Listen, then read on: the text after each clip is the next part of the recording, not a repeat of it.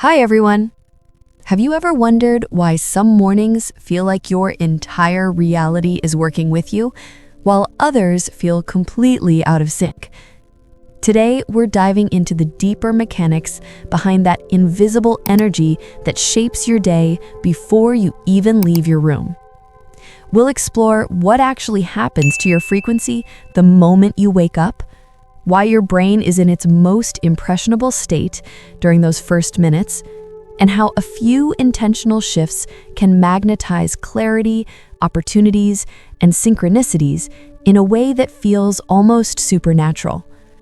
By the end of this video, you'll understand how to activate a higher state of coherence in the morning, align yourself with the future you're trying to create, and train your energy to lead the day instead of reacting to it. Let's get started. 1. Why your morning is the most powerful manifestation window. Most people wake up and immediately step into the momentum of yesterday. The same thoughts, the same emotional chemistry, the same internal stories, repeating like a playlist they never consciously chose. But what almost no one realizes is this: the first minutes after you wake up are the most malleable, energetically potent, neurologically open window of your entire day. Right here, in this micro opening between sleep and wakefulness, your brain is transitioning from theta to alpha. Dr. Joe Dispenza often explains that this shift is not just a neurological detail, it is a gateway. Theta is the state of deep subconscious access, the realm where memory, emotional conditioning, and old identity structures live. Alpha is the doorway into conscious awareness, creativity, and intentional thought. And the moment you rise in the morning, you are inside that doorway. This means you are not yet fully living as your conditioned past. Your emotional body is not fully awake. Your default personality, the version of you that reacts, predicts, protects, worries, overthinks, has not yet taken the wheel. This is why your morning is not just a routine, it is the interruption point, the only time of day when the old self is temporarily weakened and the new self has the highest possible doorway through which it can enter.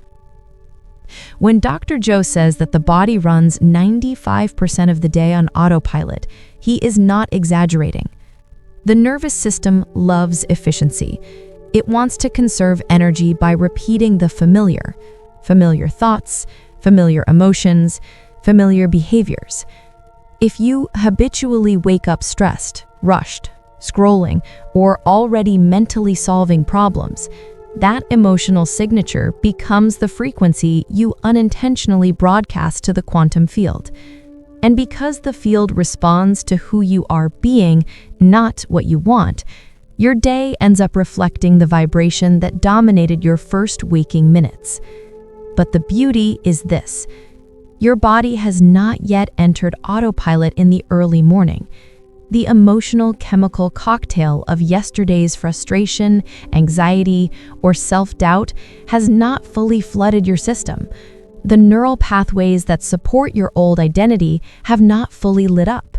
You are still flexible, still open, still impressionable. This is why your morning is not just powerful. It is the most powerful manifestation window you have. It's the moment when your brain is most receptive to new intentions. Your nervous system is most willing to shift into coherence. Your electromagnetic field is least contaminated by the emotional residue of your past. Your subconscious is listening more than it is defending. Your heart can set the tone before your mind complicates it. Imagine your morning like wet clay. Once the day begins, the clay dries fast, shaped by your thoughts, emotions, and environment. But right when you wake up, the clay is soft, open, ready to be formed with intention instead of habit. If you use that window to tune into elevated emotions, gratitude, possibility, love, openness, you are imprinting your system with a frequency that becomes difficult to shake as the day unfolds. If instead you immediately step into stress, urgency, comparison, or self-criticism, you harden the clay into the same pattern you've been trying to break. Your morning is where you decide which version of yourself gets to live the next 24 hours, the remembered self or the created self. And this is the part people underestimate. Your morning frequency is not just the beginning of your day, it is the beginning of your timeline. It is the first signal you broadcast into the field. It determines what you notice, what you attract, what you tolerate, and what you radiate. When you wake up consciously, when you anchor presence before personality, you shift from living by memory to living by vision. You stop rehearsing the past and start rehearsing a new future. You open a neurological and energetic corridor that aligns you with the reality you want to experience, not the one you have been unconsciously repeating. This block sets the foundation for why morning habits are not just habits. They are acts of energetic authorship. They are the way you choose the emotional momentum of your day. And the momentum you start with becomes the manifestation you attract. Because the universe always responds to who you are at the level of frequency, and every frequency begins with the way you wake up. 2. Habit 1 to 2. Quieting the mind and activating the heart. Before the world asks anything of you, before notifications pull your attention outward, before your personality wakes up and resumes its familiar rhythms, there is a sacred moment in your morning when you can choose who you will be. And the first 2 habits are the foundation of that choice. They are not rituals in the superficial sense. They are neurological and energetic rewiring. They are the shift from survival mode into creation mode. They are the way you signal to your body, today we will not repeat the past. Today we will create something new. Habit 1. Silence and presence. Silence is not the absence of sound. It is the absence of the old self. Most people wake up and immediately meet a storm inside their minds. Unfinished conversations, imaginary arguments, reminders of problems waiting to be solved. The analytical mind rises fast, scanning for danger, scanning for responsibilities, scanning for anything it believes it must control. But this analytical mind is also the gatekeeper of your past identity. It is the part of you that insists, this is who you were yesterday, so this is who you must be today. And if you start your morning inside that noise, you collapse into the gravity of your old patterns before you even have the chance to breathe. This is why silence is not optional. It is essential. When you sit with yourself, before the mind has fully sharpened, you create a pause between stimulus and response, a space between memory and possibility, a moment where the subconscious is still soft enough to reshape. In that stillness, the brain begins to disengage from beta, the heightened analytical state, and gently moves into a slower rhythm. The nervous system interprets this as safety. Cortisol drops, the emotional body relaxes. The default mode network, the region associated with rumination and self-referential thinking, begins to quiet. And for the first time since yesterday, you can hear yourself again. Not the self created by past experiences, not the self conditioned by wounds or fears, the self beneath all that, the creator, the observer, the consciousness that chooses. In my own mornings, silence has become a threshold. Some days my mind tries to rush ahead, building to-do lists in my head before I've even opened my eyes. But when I sit in quiet presence, something softens, almost like my brain exhaling. I'm reminded that I don't have to enter my day from the identity of yesterday's fatigue or stress. I get to choose a new starting point. And the moment I do, I feel the shift, as if my inner world becomes spacious enough for new thoughts to enter. This is what silence does for manifestation. It frees you from the emotional momentum of the past so a new frequency can emerge. And once your mind becomes quiet, your heart becomes available. Habit 2. Heart coherence. If silence calms the mind, heart coherence calibrates the body. It is the moment your emotional state aligns with your intentions, because you cannot attract a reality of peace while living in the chemistry of stress. You cannot manifest love through the vibration of unworthiness. You cannot call in abundance while radiating contraction. The heart is not metaphorical in this process. It is electrical. It has the strongest electromagnetic field in the human body, measurable up to several feet beyond the skin. This field communicates with the brain, the nervous system, and the quantum environment. When you breathe slowly, deeply, with intention, you activate the vagus nerve. The body shifts from sympathetic to parasympathetic. Stress signals decrease. The heart rhythm becomes smooth and ordered. And when you introduce elevated emotions, gratitude, compassion, appreciation, the field around the heart expands, becoming coherent, harmonious, synchronized. Dr. Joe Dispenza often says that gratitude is the emotional signature of already having received. Why? Because gratitude closes the gap between the desire and the manifestation. It tells your body it's already done, and the body responds by producing the chemistry of that new reality. When you enter heart coherence in the morning, you are signaling to the field, this is the frequency I choose to live from today. And the field responds not to your wishes, but to your energetic signature. In my own practice, heart coherence has become a turning point.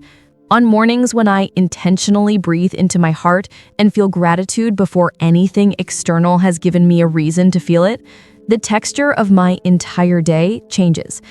I notice synchronicities. I react differently. Opportunities feel magnetized. Challenges feel lighter. The world doesn't change. My frequency does. And when your frequency shifts, your reality rearranges itself to match it. This is why these two habits are inseparable. Silence opens the door. Coherence sets the tone. One interrupts survival mode. The other activates creation mode. Together, they prepare your energy to manifest from a state of alignment instead of lack, from intention instead of habit, from coherence instead of chaos. When you begin your morning in silence and elevate your heart, you are not just preparing for the day. You are preparing for the future you want to create. You are becoming the version of you that your manifestations require. And from here, your energy becomes fertile enough for the next morning habit, the one that transforms intention into direction. 3. Habit 3 to 4. Reprogramming your identity and rehearsing your future. By the time your mind is quiet and your heart is coherent, something extraordinary becomes possible. You are no longer reacting to the past, you are available to create the future. Most people try to manifest with the same identity that attracted their old results. They want abundance, but still identify with scarcity. They want love, but still embody unworthiness. They want confidence, but still think like the version of themselves who doubts everything. And this is why manifestation feels slow or inconsistent. The universe is not responding to what you want. It is responding to who you are being. The next two habits reshape that beingness at its foundation. They reprogram your identity in the quietest hours of the morning when your subconscious is still pliable, still listening. Habit 3. Journaling for identity rewiring. Morning journaling is not about recording tasks or writing poetic reflections. It is an act of neurological intervention, a moment where your conscious mind becomes the architect of your subconscious identity. Because your subconscious doesn't learn through logic, it learns through repetition, clarity, and emotional energy. What you write repeatedly becomes who you embody. This habit allows you to disrupt the identity autopilot that would otherwise run your entire day. When you wake up, your brain is still moving through alpha waves, the doorway into the subconscious. This makes the early morning one of the most powerful windows to install new beliefs, interrupt old emotional habits, and instruct your brain who you are choosing to be today. Journaling becomes a conversation with your future self, one that eventually becomes your internal truth. You write not from who you were yesterday, but from the identity you are calling forward. You declare, "I am someone who trusts life. I am someone who radiates confidence. I am someone who attracts opportunities through my energy. I am someone who acts with clarity and purpose." These statements aren't affirmations in the superficial sense. They are identity commands, direct instructions to the subconscious, which loves order and consistency. In my own mornings, journaling became the turning point between intention and embodiment. I used to wake up already feeling the emotional residue of the previous day. Subtle anxiety, busyness, old narratives whispering that nothing had changed. And on the days I skip journaling, those stories rise again, almost automatically. But when I sit down and rewrite my identity on paper, something shifts inside me. I begin to feel myself stepping into the version of me that I have chosen, not the one life conditioned. The pen becomes a tool of recalibration. Writing clears emotional debris. It organizes the mind. It gives your nervous system a new baseline. It turns subconscious chaos into conscious clarity. And as you continue the practice, something profound begins to happen. You behave differently throughout the day because you are no longer living as a memory of the past, but as a rehearsal of the future, which leads directly into the next habit. The moment the future becomes not just a concept, but an experience your body begins to recognize. Habit 4. Visualization and mental rehearsal. Visualization is one of the most misunderstood tools in manifestation. People think it's about imagining something out there. In truth, it is about becoming it in here. When you mentally rehearse your future, your brain does not distinguish between imagination and experience. The same neural circuits fire, the same chemistry is produced, the same emotional signatures appear. You are conditioning your body to feel the future now, which is the only moment the quantum field responds to. Dr. Joe Dispenza teaches that mental rehearsal literally builds the neurological architecture of your desired identity. You create new neural pathways, you prune old ones, you biologically install the version of yourself who already lives the life you're calling in. This is not daydreaming. It is neural programming. And when done in the morning, when the mind is quiet and the heart is coherent, your visualization becomes exponentially stronger. You are not trying to imagine from a state of stress or distraction. You are imagining from alignment, from openness, from physiological safety. This is when your imagery becomes magnetic.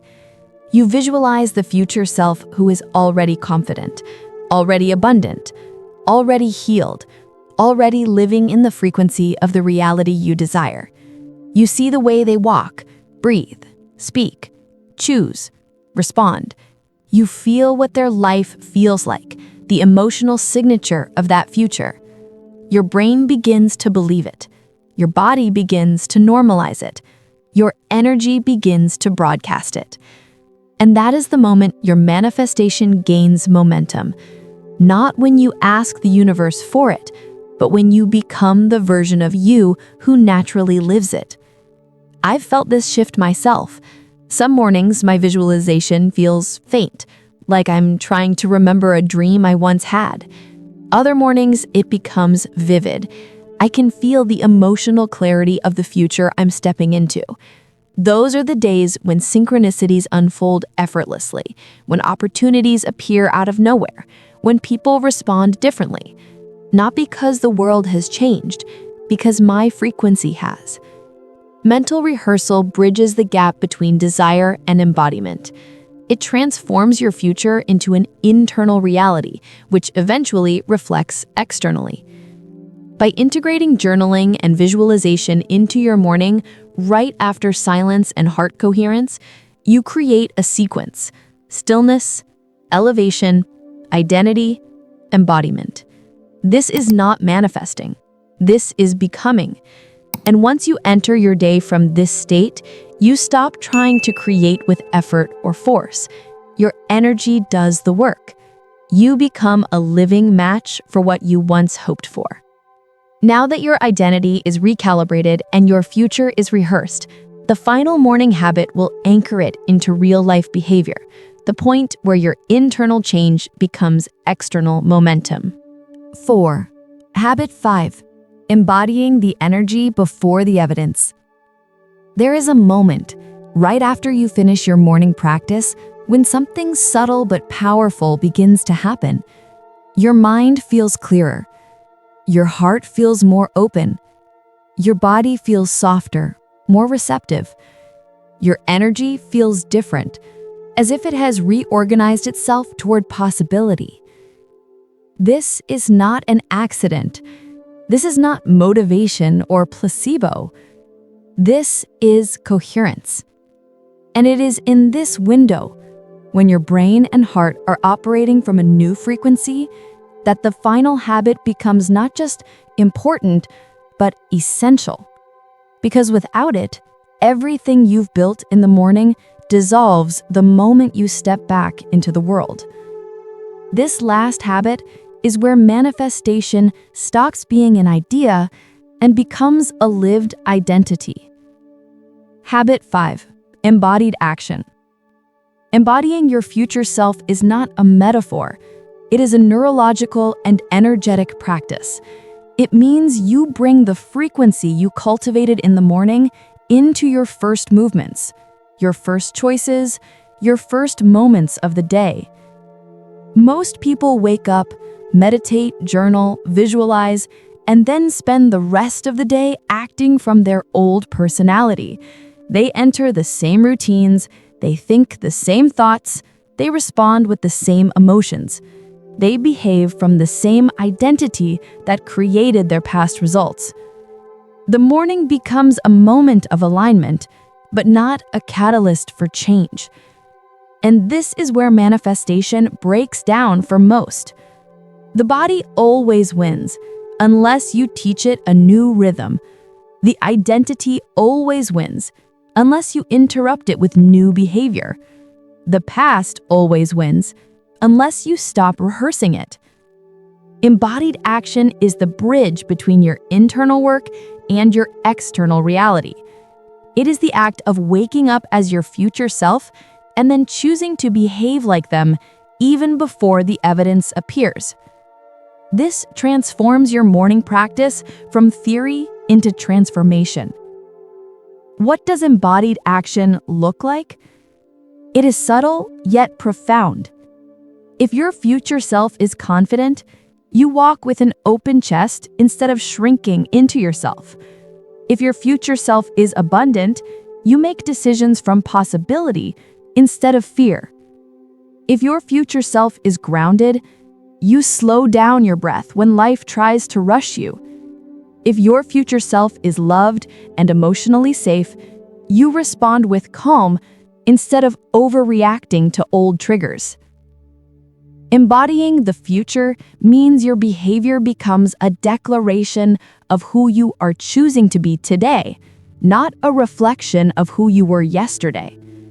And your body learns through behavior. Your nervous system learns through repetition. Your subconscious learns through consistency. Every choice in the morning becomes a message. Every movement becomes a signal. Every small decision becomes a frequency adjustment. You are teaching your body, moment by moment, this is who we are now. Not by waiting, by acting. The science behind embodiment. Dr. Joe Dispenza teaches that your personality, the combination of how you think, act, and feel, creates your personal reality. If you want a different life, you must become a different person. Not someday, but now. Not when the manifestation arrives, but before. Your brain rewires itself based on what you repeatedly do. Your nervous system establishes new baselines based on how you repeatedly respond. Your emotional patterns shift based on how you repeatedly feel, which means your future self only becomes real when your body begins to live it. You are no longer visualizing the future. You are rehearsing it, repeating it, practicing it until it becomes instinct. This is why embodied action feels uncomfortable at first. You are acting ahead of your evidence. You are behaving without guarantees. You are moving in alignment instead of waiting for permission. It requires courage to behave like your future self when your current reality hasn't caught up. But this is exactly what bends reality. Energy reorganizes around coherence. The field responds to identity. Synchronicities appear to match who you are becoming, not who you were. Your morning becomes the beginning of a new lifetime. When you embody the future before it appears, you are practicing the most advanced form of manifestation, creation through identity. You are no longer hoping. You are no longer wishing. You are no longer waiting for a sign. You are the sign. You become the evidence. You become the vibrational match. From this state, your morning is no longer just a routine. It becomes a doorway, a portal into a new reality. A reality that begins the moment you choose to express yourself from the energy you cultivated through silence, coherence, journaling, and visualization. This is the point where your future stops being an idea and begins becoming inevitable. Because manifestation isn't something you wait for. It doesn't arrive randomly. It doesn't surprise you. Manifestation is activated through alignment. Your thoughts, your feelings, your actions moving in one single direction. With coherence, your heart and brain communicating in harmony. With repetition, the daily practice of teaching your body a new experience of life. When you wake up and choose embodied action, you collapse the distance between who you've been and who you came here to become. You step into your day carrying the frequency of your future. You respond to life from a new identity. You walk, breathe, choose, and speak from a version of yourself that is no longer waiting. And this is the emotional truth that closes everything. Your future doesn't begin when it arrives. It begins the moment you claim it in the morning and prove it with your energy. Before you go, I want to leave you with a simple invitation. Try even one of these morning habits tomorrow and watch how your energy shifts throughout the day. Notice how your thoughts soften, how your reactions change, and how the world responds to you differently. And when you do, come back to the comments and tell me what you experienced. I love hearing how your inner shifts begin to shape your outer reality.